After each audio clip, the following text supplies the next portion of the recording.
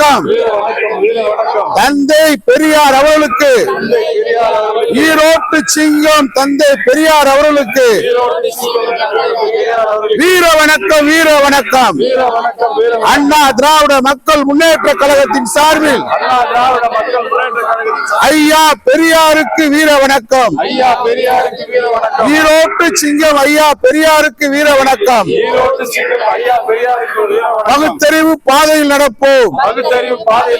சுயமரியாதை எங்கள் உயிர் மூச்சு. பகுத்தறிவே எங்கள் பாதை. ஐயா வழியில் நடப்போம். சுயமரியாதை எங்கள் உயிர் மூச்சு. பகுத்தறிவே எங்கள் பாதை. தமிழா இன உணர்வுகள் காப்போம், காப்போம். திராவிட இயக்கத்தை காப்போம், காப்போம், காப்போம். திராவிட இயக்கத்தை காப்போம். பெரியார் வழியில் தமிழகத்தை காப்போம், காப்போம், காப்போம். பெரியார் வழியில் சுயமரியாதை இயக்கத்தை காப்போம். ஈரோட்டு சிங்கம் பகுத்தறிவு பகலவன் சுயமரியாதை சுடரொளி தமிழினத்தை ஆரியத்திடமிருந்து மீட்ட எங்கள் ஐயா தந்தை பெரியார் அவருடைய நினைவு நாள் என்று அவருக்கு அண்ணா திராவிட மக்கள் முன்னேற்ற கழகத்தின் சார்பில் செம்மார்ந்த வீர வணக்கத்தை ஐயா பெரியாருடைய நினைவிடத்தில் உரிய வீர வணக்கத்தை செலுத்தியதற்கு பின்பாக நாங்கள் எல்லாம் இந்த அளவுக்கு உணர்ச்சி புலம்பாக, உணர்ச்சி மயமாக அரசியல் களத்திலே, சமூக களத்திலே நிற்கிறோம் என்று சொன்னால் தந்தை பெரியார் என்கின்ற அந்த மாபெரும் திராவிட நெருப்பு தான். அந்த திராவிட நெருப்பு தான் சமூக நீதியை தந்தது. அந்த சமூக நீதியால தான் இன்றைக்கு நாங்கள் எல்லாம் வழக்கறிஞர் படித்திருக்கிறோம். தமிழகம் பண்பட்டு இருக்கிறது. இந்தியா முழுமையும் ஆரியம் சூழ்ந்திருக்கிறது.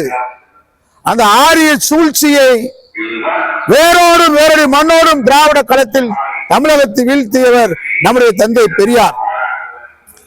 இந்த கார் உள்ளவரை, மண் உள்ளவரை, மனிதன் உள்ளவரை பெரியாரின் புகழ் நீடிக்கும்.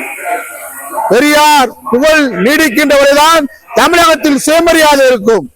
தன்மான தமிழன் தலைமிருந்து வாழ முடியும். தந்தை பெரியார் அவர்கள் தன்னுடைய 93வது பிறந்த நாளின் போது சொல்லியிருக்கிறார்,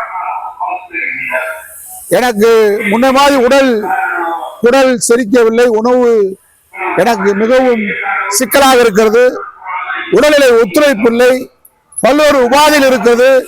எஞ்சிய காலம் இந்த திராவிட தமிழ் சமூகத்திற்கு நான் பாடுபடுவேன் என்று சொல்வதோடு இன்றைக்கு தமிழகத்திலே 1969 சொல்லுகிறார் என்று கருதுகிறேன். 13 அமைச்சர்கள் இருக்கிறார்கள், 13 பேரும் தமிழர்களாக இருக்கிறார் என்ற பெருமையோடு நான் மகிழ்ச்சி அடைகிறேன். என் உடல்நிலையை பற்றி நான் கவலை கொள்ளவில்லை. இந்த அளவுக்கு தமிழ் சமூகத்திலே நாம் உருவாகி இருக்கிறோம்.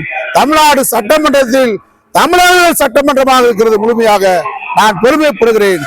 உயர் நீதிமன்றத்தில் 18 நீதிபதிகளில் 14 பேர் தமிழர்களாக இருக்கிறார் என்று பெருமைப்படுகிறேன் என்று தள்ளாத வயதில் ஐயா அவர்கள் பிறந்தநாள் உரையிலே சொல்லியிருக்கிறார்.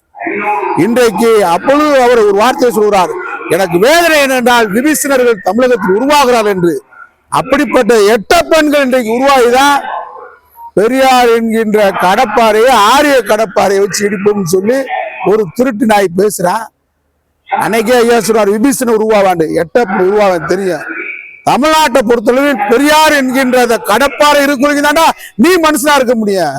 பெரியார் என்கின்ற அந்த பெரும் நெருப்பு இருக்கிறவங்க இங்க தமிழர்கள் பாதுகாப்பா இருக்க முடியும். திராவிட தமிழ் சமூகம், தமிழ் மொழி, பண்பாடு, கலாச்சாரம் பாதுகாப்பாக இருக்க வேண்டும் என்றால் இந்த பெரியார் நெருப்பு என்கின்ற அந்த நெருப்பு இருக்கின்றவரை தான். அதனால உன் கடப்பாறை எல்லாம் தமிழ்நாட்டில் செல்லாது. உன் கடப்பாறையை பெரியார் நினைவத்தில் சொல்றேன், எந்த கொம்பாதி கொம்பனும் பெரியார் என்கின்ற கடப்பாறை கிட்டோட வந்துட்டு போக முடியாது. எச்சரிக்கை. அதனால பெரியார் நினைவு தினத்தில் நாங்கெல்லாம் எடுக்கக்கூடிய சபதம், தமிழகத்தில் எப்படியாவது கால் உண்டு RS சங் பரிவார் கூட்டம் துடிக்கிறான். அதற்கு துரோகிகளாக இருக்கக்கூடிய விஜய், சைமன் சீமான் போன்ற எட்டப்பெண்களை நாட்டு மக்கள் அடையாளம் காண வேண்டும். நீங்க எவ்வளவு பெரிய பீரங்கியை கொண்டு வந்தாலும் சரி, தமிழ்நாட்டில் பெரியார் என்கின்ற அந்த பெரும் நெருப்பை அணைக்க எந்த கும்பனாலும் முடியாது. எங்களை போன்ற லட்சம் கோடிக்கணக்கான பெரியார் தொண்டர்கள் இருக்கின்றவரை எட்டப்பெண்களை நாட்டிற்கு அடையாளம் காட்டுவோம். பெரியார் என்கின்ற நெருப்பில் நாங்கள் என்றைக்கு வார்த்தெடுப்போம். கொள்கையை அணையா விளக்காக காப்போம் என்கின்ற வீர சபதத்தை ஐயா அவர்களுக்கு செம்மார்ந்த வீர வணக்கத்தை அண்ணா திராவிட மக்கள் முன்னேற்ற கழகத்தின் சார்பில் செலுத்தி வீர வணக்கத்தை தெரிவித்துக் கொள்கிறேன்.